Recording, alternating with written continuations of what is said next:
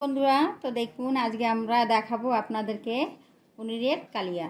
তো দেখুন কি কি লাগছে: পনির, পেঁয়াজ, আদা বাটা, কাঁচা লঙ্কা, টমেটো।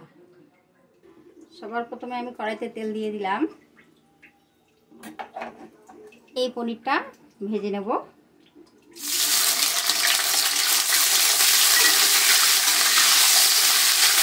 তারপরে একটু হলুদ দিয়ে দেবো।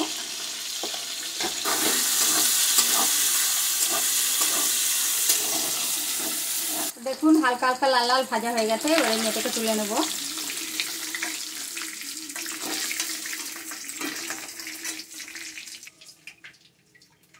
এবার আমি একটু কালো জিরে ফোড়ন দিয়ে দেবো। মশলাটা দিয়ে দেবো।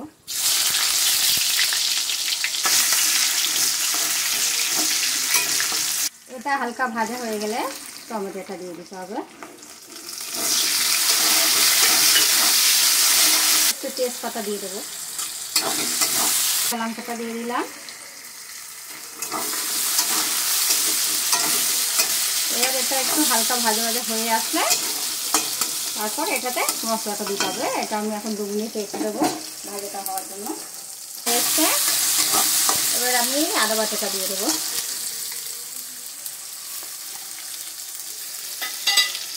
এরকম পরিমাণ মতো নুনটা দিয়ে দেবো, মতন হলুদ,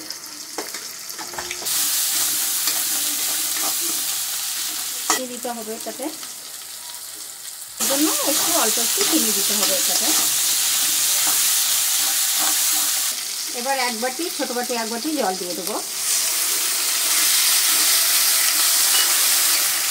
এটাকে 2 মিনিট চাপা দিয়ে রাখবো। এবার আমি এই পনিরটা দিয়ে দেবো এটাতে।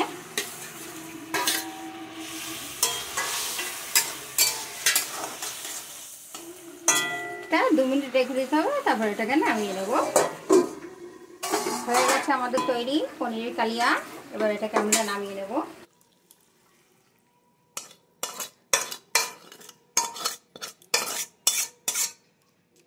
তৈরি হয়ে গেছে পনিরের কালিয়া।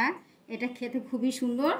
আপনারাও বাড়িতে এটা করে খেয়ে দেখবেন। গরম ভাতের সাথে খেতে খুবই ভালো লাগবে।